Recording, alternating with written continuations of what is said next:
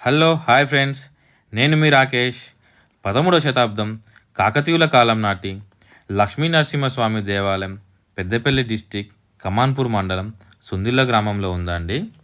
ఎక్కడైనా స్వామివారికి పంచామృతాలతో అభిషేకం చేస్తారు, కానీ ఇక్కడ మాత్రం పాలు, నీరు, కొబ్బరి నీళ్ళతో మాత్రమే అభిషేకం చేస్తారు. ఎందుకు?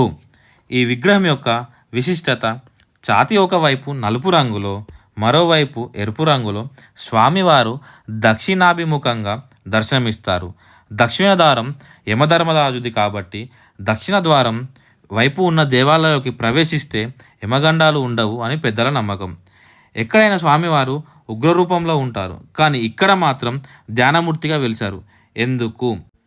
ఇక్కడ ముడుపులు కడితే కోరికలు నెరవేరుతాయని భక్తుల నమ్మకం. ఇప్పటికీ కాకతీయుల కాలం నాటి కళా నైపుణ్యం చెక్కు చెదరకుండా ఉన్నాయి. 900 సంవత్సరాల క్రితం కట్టినప్పటికీ ఈ దేవాలయం ఎంత అద్భుతంగా ఉందో మీరే చూడండి.